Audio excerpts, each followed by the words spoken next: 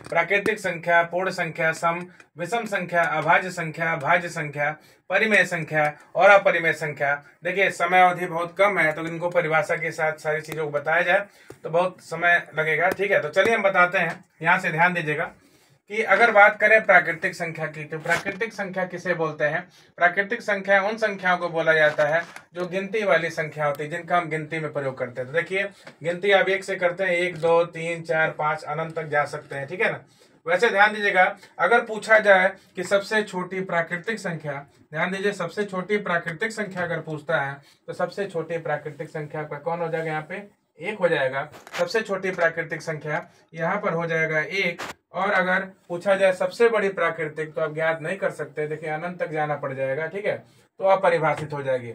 सबसे छोटी पूर्ण संख्या, तो पहले तो पूर्ण संख्या के बारे में बता दें कि वही प्राकृतिक संख्या हम बोलते थे गिनती वाली संख्याओं को, 1 से अनंत तक की संख्याओं को। पूर्ण संख्या की बात करें तो 0 से अनंत तक की संख्याओं को हम बोलते हैं पूर्ण संख्या। ठीक है, यही प्राकृतिक वाली संख्याओं के साथ जब शून्य को सम्मिलित कर देते हैं तो ये हो जाता है कि आपका पूर्ण संख्या। तो अगर पूछा जाए सबसे छोटी पूर्ण संख्या तो सबसे छोटी पूर्ण संख्या हो गया शून्य। सबसे बड़ी पूर्ण संख्या अगर पूछता है तो वो भी अपरिभाषित होगा, उसको हम ज्ञात नहीं कर सकते। ठीक है, ध्यान दीजिएगा अगला सम संख्या के बारे में। सम संख्या किसे कहते हैं? जो संख्या 2 से पूरी तरह विभाजित होती हैं उनको बोलते हैं सम संख्या। तो सम संख्याओं में सबसे छोटी सम संख्या आपका 2 हो गया। सबसे बड़े की अगर बात करें तो भी अपरिभाषित होगा, उसको हम ज्ञात नहीं कर सकते। ठीक है, बात करते हैं फिर विषम संख्या की। किसे कहते हैं विषम संख्या? कि जो संख्या 2 से पूरी तरह विभाजित नहीं होती उनको बोलते हैं विषम संख्या। तो देखिए यहाँ पे 1 3 5 7 ये भी अनंत तक जाएगा, ये 2 से विभाजित होगा नहीं, तो सबसे छोटी विषम संख्या हो गया 1। सबसे बड़ी विषम संख्या वो भी हो जाएगा अपरिभाषित। ठीक है, अभाज्य संख्याओं की बात करें तो अभाज्य संख्याएं उन संख्याओं को बोलते हैं जिनके 2 गुणनखंड हो।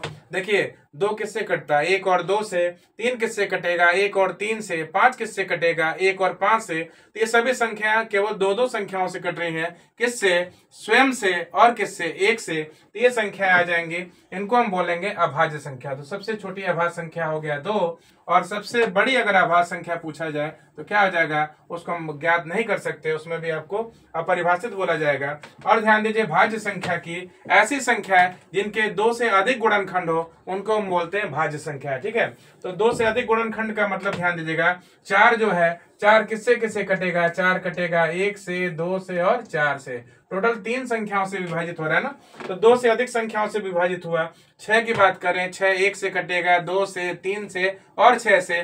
टोटल कितनी संख्याओं से विभाजित होगा? 4 संख्याओं से विभाजित होगा। तो ये सारी संख्याएं 2 से अधिक संख्याओं से विभाजित होती है। जैसे 4 हो गया, 6 हो गया, फिर कौन हो गया? 8 हो गया, फिर ध्यान दीजिए 9 हो गया। ये सब 2 से अधिक संख्याओं से विभाजित होती है। सबसे छोटी भाज्य संख्या हो गया 4। सबसे बड़ी अगर भाज्य संख्या पूछा जाए तो क्या हो जाएगा? अपरिभाषित। परिमेय संख्या की अगर बात किया जाए तो परिमेय संख्या उन संख्याओं को बोलते हैं जिनको p बाई क्यू के रूप में लिखा जा सके। तो ध्यान दीजिएगा कि परिमेय संख्या, देखिए ये p बाई क्यू के रूप में, यानी अंश और हर के रूप में। देखिए यहाँ पे 2 अंश है, 3 क्या है? हर। यहाँ ध्यान दीजिए अंश के रूप में 4 है, हर के रूप में 7 है। शून्य को भी 0/1 लिख सकते हैं, 6 को 6/1 लिख सकते हैं, 5 को 5/1 लिखा जा सकता है, -5 को -5/1 लिख सकते हैं, और -2/3। ये सब किस में आ जाएंगे? परिमेय संख्या में। ठीक है, तो अब इसमें आपको यहाँ पे छोटी बड़ी बताने की जरूरत नहीं है। परिमेय संख्याएं जो होती हैं 2 संख्याओं के बीच में अनंत परिमेय संख्या होती है। ठीक है, तो उसको डिफाइन नहीं किया सकता, उसको अनंत होती है संख्याएं। ठीक है, तो परिमेय संख्या समझ गए होंगे।